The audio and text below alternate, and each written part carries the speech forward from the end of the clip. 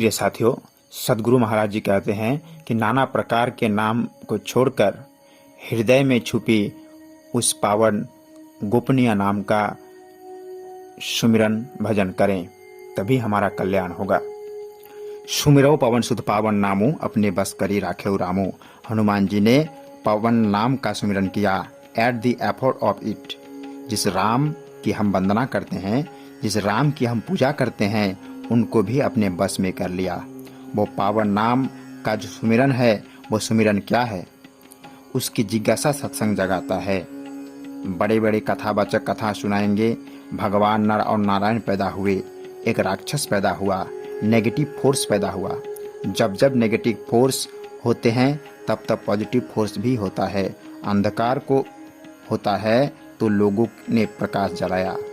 पहले जमाने में चीड़ की लकड़ी जलाते थे, अग्नि से प्रकाश पैदा करते थे। आज हमने बल्ब बना दिया। अंधकार को दूर करने के लिए प्रकाश हम लाए। सड़क पर किले हैं, कहाँ तक किले दूर करेंगे?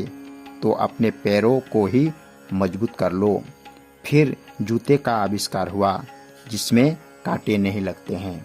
कहने का मतलब कि नेगेटिव फोर्स आया, सहस्त्र कवच दानव आया, तो उसको समाप्त करने के लिए भगवान नर नारायण प्रकट हुए और दोनों ने तपस्या की।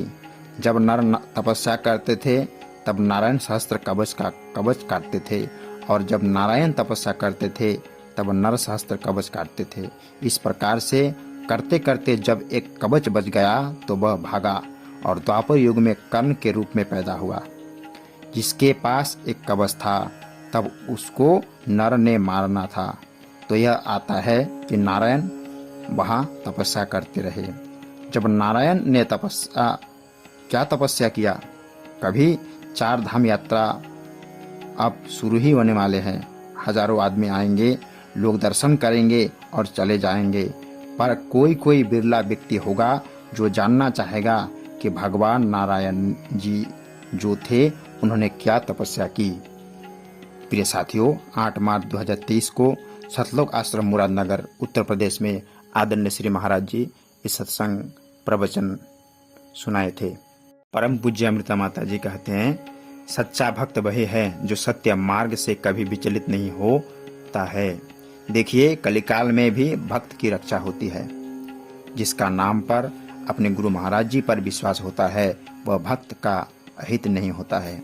सच्चे नाम का जो भक्त दृढ़ता से सुमिरन करता है, तो परम पूज्य श्री अमृता माता जी कहते हैं कि जिसकी सच्ची आस्था अपने गुरु महाराज जी के चरणों में होती है, सच्चा प्रेम होता है, तो उसके सामने कितने भी कठिन परिस्थितियां आए, लेकिन वह हर्ष के साथ उन सब परिस्थितियों का सामना करता है। माता जी कहते हैं, जब लक्ष्मण जी रेखा खींची तो सीता माता से कहा कि आप इस रेखा को पार नहीं करना, पर सीता माता भोली थी, वह रावण के भ्रम जाल में आ गई और रेखा को पार कर लिया। तब देखो उनके जीवन में कितनी कठिनाई आई। इसी प्रकार गुरु महाराज जी ने जो ज्ञान रूपी लक्ष्मण रेखा खींची है, जो भक्त इस रेखा के अंदर रहेगा वह तो बचा रहेगा, और जो इस रेखा को पार करेगा उसी पर मुसीबत आएगी। इसीलिए हमें उसी ज्ञान का भजन सुमिरन करना चाहिए।